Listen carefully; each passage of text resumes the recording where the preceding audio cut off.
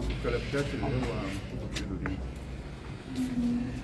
وانا قلت قبل كده يا جماعه الكلام ده ما ينفعش، ما ينفعش يبقى حد عندي معروض عليا وقت الحديد في ايده بالمنظر ده.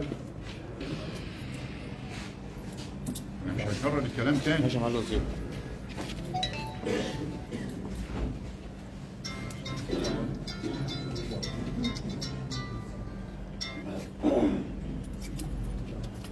قول يا محمود بس في بالكاميرا.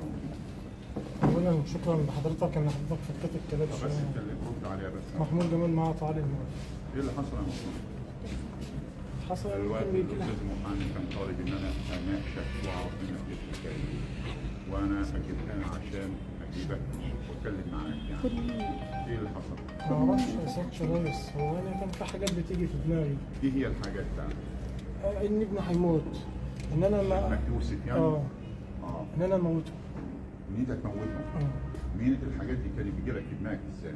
ما اعرفش، لا يعني هي حاجات هواجس في دماغي واحد. وسائل الشيطانيه مثلا. ما اعرفش والله. هو أنت طبعا راجل يعني استاذ المحامي بيقول ان انت راجل امام مسجد وكنت بتقوم الناس وبتخطب في الناس وبتصلي الفجر جماعه يوميا يا معالي الرئيس، وموجود في المسجد شبه اليوم كامل. معالي الرئيس صلى على النبي صلى الله عليه عليه الصلاه والسلام. وسلم. دي ابتلاء من الله جل وعلا اولا.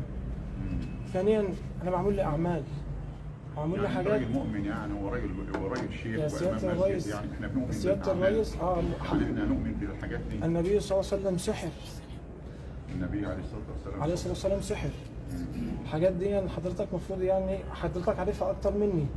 فانا كان معمول لي اعمال، حاولت ان انا اطلع العمل الاعمال ده. ديت يا اخ محمود يعني تخليك مثلا ايه يعني. الاستاذ بيقول لي ان انت جالك رؤيه في المنام مره واثنين، يعني اللي في الاتحاد هنا بيقولوا رؤيه ان انت مستيقظ. بيقول لا انت الرؤيه بتجيلك في المنام ان انت تذبح يوسف. انا جالي في المنام طيب وجالي في التفكير الاستيقاظ. انا همشي معاك على ان الرؤيه في المنام ان انت تذبح ابنك يوسف. لما طب ايه اللي دخل والدتك في القصه بقى؟ ما اعرفش يا سيادة يعني الرئيس، انت انا دلوقتي طلعت. في الاتجاه او اذا كان جالك قرار من الجن زي ما بيتقال عندي في الورق ان انت تقلب يوسف، ايه اللي خلاك تقلب الدف على امك؟ ما اعرفش يا سيادة الرئيس، انا طلعت. يا سيادة الرئيس انا طلعت فوق السطح. اللي حضرتك مكتوب عندك هو دي بقى. انا طلعت فوق السطح. انا بتكلم من اللي عندي، انا بقول لك من اللي مكتوب عندي في التحقيق. ماشي. انا طلعت فوق السطح علشان اعمل كده في ابني، فطلعت علشان اعمل كده. اللي هو جالك كده يعني كان حاجات في دماغي. انا تعبان يا سيادة الرئيس، انا كنت تعبان. كنت تعبان، انا كنت تعبان. من ايه بقى؟ ما انا بتكلم معاك عشان انت كنت تعبان من ايه؟ يعني التعب من ايه؟ مين اللي اتكلم معاك؟ هل كان فعلا حد كلمك وقال لك؟ حاجات في دماغ الواحد كانت بتجي لك ان انت تعمل كذا. القرار ده بيجي من دماغك، مش عارف بقى هو جاي منك ازاي، يعني هو جاي مني ازاي مش عارف، بس دي كان حاجه بتجي لك ان انت يعني كانك وصلت في قمه العباده وكلام من ده. بس انا ولا وصلت ولا حاجه، بس هو كان هواجس بقى جاي في دماغك. كان الغرض ان انت تعمل كده. يعني كان الغرض ايه ان انت تموت يوسف يعني؟ ما اعرفش، هو جالك ان انت تموت ابنك. كنت فعلا ناوي تموت يوسف؟ كنت هموته والحكايه دي جت في دماغك اكتر من مره ولا مره واحده ولا قبلها؟ لا، المره اللي جت قبل كده جت ان هو مات. مات ازاي مش عارف. جالك في المنام؟ اتصلت لا وانا بصلي. انت بتصلي ان ابنك مات؟ اتصلت على زوجتي قلت لها ابني حصل، ابني هيموت او مات. او ابنك يوسف مات؟ قالت لي لا ابنك كويس، يوسف معاك اهو نكلمه. لما انا استغربت ان دون يجي لك ازاي الكلام ده وانت ما عملتش وما حصلش الكلام ده. فلما اجى بقى يوم الحادثه دون انا طبعا كنت في تعب. كنت انت صليت الفجر وراجع بقى ومعاك بس في حاجات قبل كده يا سياده الريس، يعني في حادثه حصلت قبل الكلام ده. الحاجات اللي كانت قبل كده انا شفت السماء بتمطر، طلعت قعدت ادعي بره في الشارع. كانت السماء بتمطر فعلا؟ ما انا شايفها بتمطر. انت شايفها بتمطر؟ اقسم بالله العلي العظيم شفتها بتمطر، وطلعت ادعي ان المطر طبعا من استجابه الدعاء. ما اعرفش، هم بيقولوا لي بعد كده ما كانش حاجه ما كانش في مطر. في البيت عندك ان ما كانش مطر ولا ما قالوليش في البيت، انا عرفت بعد كده بعد الحادثه. ما دي كان قبل الحادثه بيوم. يعني الاشارات او الحاجات اللي انت بتحكي عنها دي كانت قبل الحادث؟ قبل الحادثه بيوم. الدنيا تمطر ان يوسف مات. طلعت انا لا ان عمر مات اخوه. لا ما قلتش عمر مات. ده عندي حاجه كده. لا ما فيش عمر مات. لا ما فيش عمر مات. ما فيش عمر مات. فيه ان انا قلت محمد. مش عمر. محمد. قلت ان هو مات. جالي برضه حاجه في دماغي في اليوم دون ان عمر دون موت محمد. الحاجات قلت له اللي انت جت في موتت دماغك ليه؟ ديت كانت قبل الواقعه بقد ايه يا محمود يعني؟ انا قعدت الحاجات دي قعدت معايا حوالي 5 ايام قبل الواقعه او 6 ايام قبل الواقعه او 7 ايام قبل انما الواقعه. انت كنت قبلها كويس، ما كانش في مشاكل ولا حاجه؟ ما كانش في اي حاجه الا بعد ما انا كنت في الاعتكاف، وجت من الاعتكاف يعتبر الهواجس بتاعه السحر والاعمال والحاجات دي. الاعتكاف ده خاص بايه يعني؟ انا كنت معتكف العشر الاواخر اللي هم بتوع رمضان. شهر رمضان. ما هو كانت الحادثه بعد رمضان. الاحداث دي بقى جت بعد الاعتكاف. بعد ما انا كنت في المسجد والشيخ كان بيقرا في القران، انا اتشنكت وكلام من دي في الصلاه، فواحد من الاخوه قرا عليا القران اللي هو موجود في التسجيل ده. لما قرا عليا حضرتك هتشوفه، يعني هتشوف ايه اللي بيحصل في التسجيل. الكلام ده انا طلعت من الاعتكاف الدنيا حلوه والدنيا كويسه قوي. لما رحت البيت الهواجس والحاجات بتاعه السحر دون، هو كلمني هنا قال لي ان الحاجات دي معموله عندك في البيت. فانا بدات يعني ان انا اطلع. بتعتبرها اعمال يا محمود؟ هي اعمال يا سياده الوزير، هي مش الاعمال. والله سبحانه وتعالى يوم القيامه الله يعرف سبحانه وتعالى وسيكون شاهدا بيني وبين كل واحد اذاني في امي يا سياده الوزير. انا كنت باكلها بايدي، كنت باكل امي بايدي. انا كنت برا بامي. مش عايز اقول لحضرتك ان انا وصلت قمه البر، ولكن انا كنت باكل امي بايدي. امي ما كانتش بتاكل الا لما انا اكل، الا لما هي تاكل. ما كنتش باكل لما هي تاكل. واولادي وزوجتي، انا كنت والدتي كان عندها ضمور في ايدها اليمين، انا اللي كانت قاعده معاك في البيت؟ كانت قاعده في شقتي. ما كانتش قاعده في شقتي الاول، انا اللي طلبت ان هي تطلع معايا تقعد معايا علشان اخواتي الاثنين ما هماش متجوزين وما حدش بيراعاها منهم، وهي كانت رافضه الكلام ده. انا اللي قلت لها تعالي يا ماما اقعدي معايا. اخدتها للدكتور محمود الوصيفي، كانت تعبانه نفسيا، اخدتها للدكتور محمود الوصيفي وصف لها علاج. معلش اخذت العلاج، كانت بتدخل الحمام اعزك الله، وقعت في الحمام. نزلت شفتها لقيتها متعوره، قلت لها حد من اخواتي مد ايده عليكي؟ قالت لي لا انا وقعت في الحمام. اخدتها وقعدتها عندي علشان ابرها واخد بالي منها. فلما اعمل العمل ده انا كنت مغيب، ما كانش في عقل. بس اللي حواليا يا سياده الوزير ما كانوش قادرين ان هم يفهموا ولا يعرفوا ان هم يعرضوني على حد دكتور نفساني. ايه حكايه الجن اللي في الورقه عندي دي؟ يقول لك ده كان بيأمرك ويقول لك اعمل كذا وما تعملش كذا. انا كان بيجي لي حاجات في دماغي يا سياده الوزير، ما اقدرش اقول دون ايه.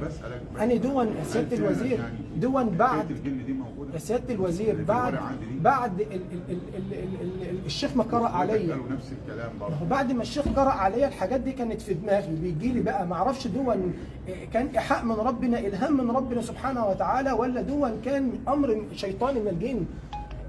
انا معايا فيديو يا سياده الوزير اللي هو الفيديو ده، وفي فيديو تاني على فكره. معلش صوتك بيتهشم كده وبتعمل حاجات مش طبيعيه. حضرتك مش مصدقني؟ لا انا ما بسمعش. طب صلى على النبي صلى الله عليه وسلم.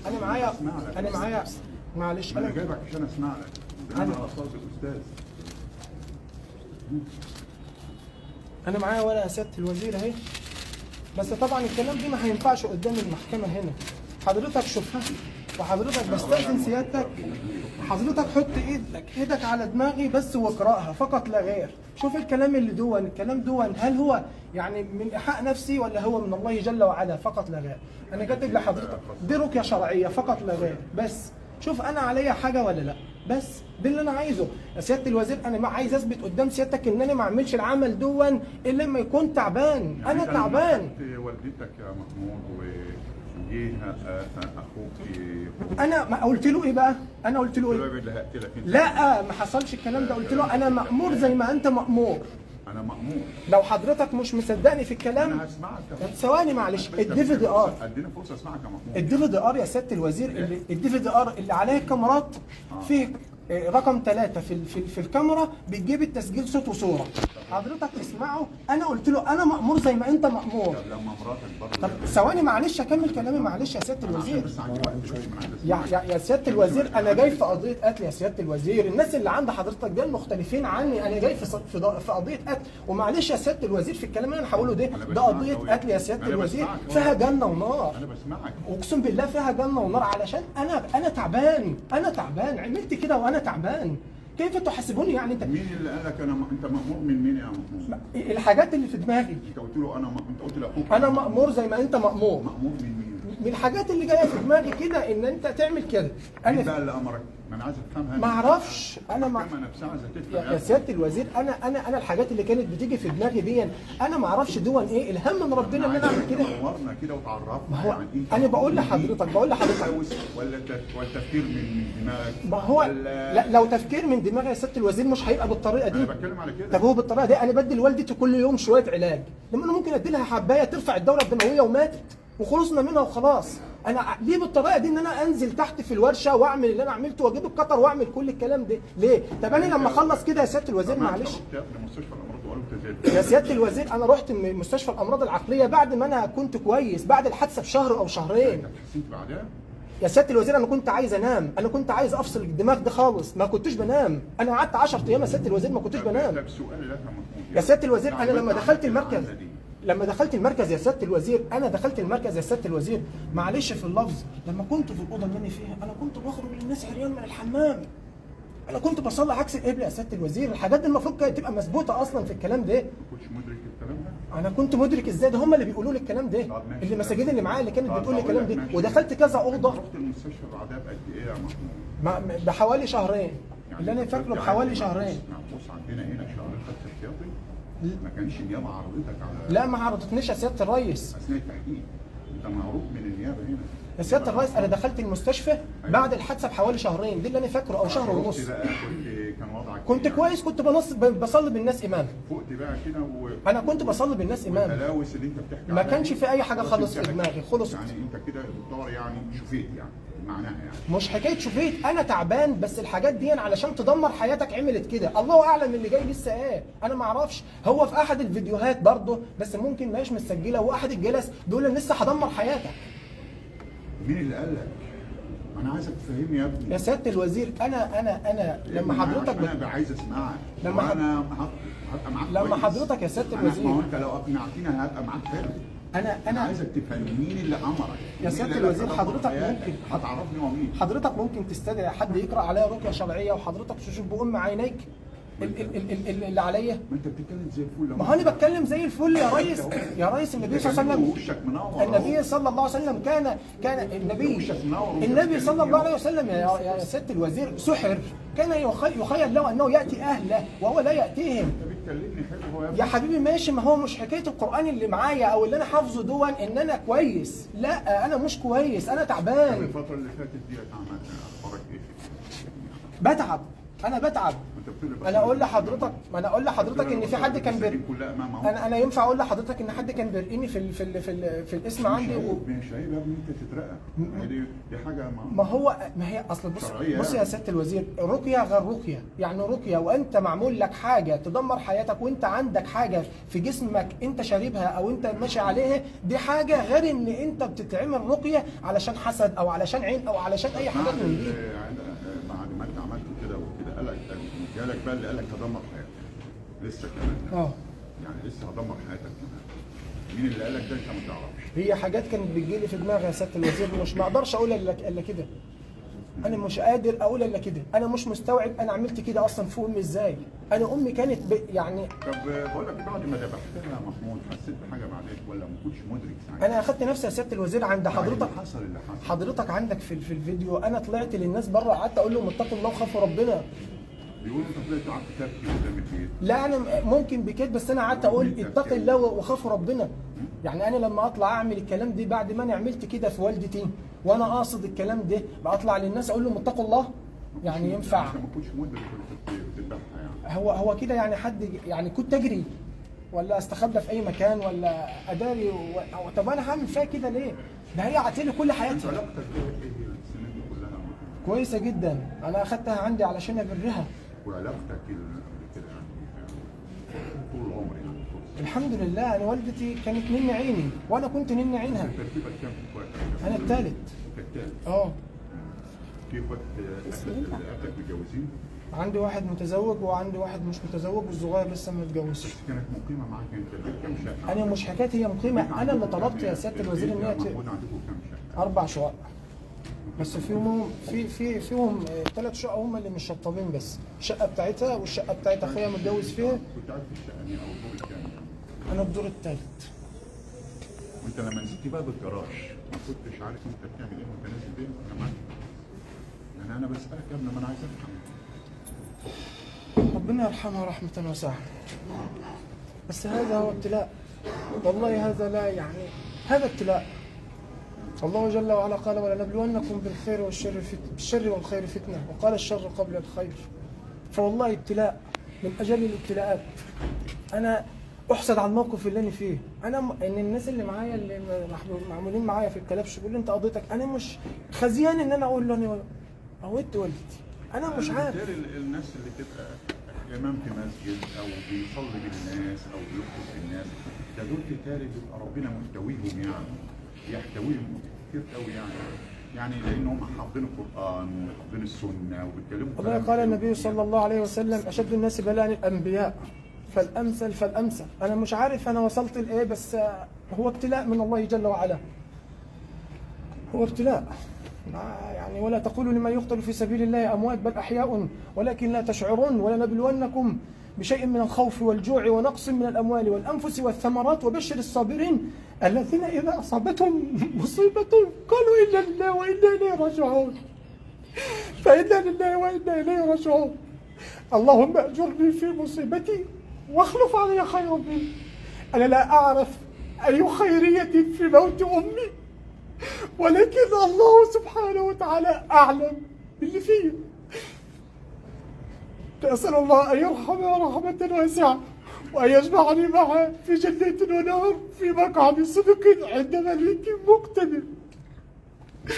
أنا كان نفسي القاضي اللي حكم عليا بالبدلة دي كان يسمعني زي ما حضرتك سمعتني، بس هو ما كانش بيسمعني، يا سيادة الوزير. ما حد سمعني من أول ما اتحبست. حرام اللي بيحصل فيا ده، والله حرام. انا بقول لحضرتك جزاك الله خيرا، حرام اللي بيحصل فيا ده. ما كانش بيسمعني يا سياده الوزير، قال اتهنت واتبهدلت وانا مريض. الله سبحانه وتعالى فوق 7 سماوات لا يحاسبني على ذلك. لقد قال النبي صلى الله عليه وسلم في الحديث الذي رواه النسائي وابو داود وصححه الامام الالباني، قال رفع عن 3 القلم، عن النائم حتى يستيقظ، وعن الصبي حتى يبلغ، وعن المجنون حتى يفيق.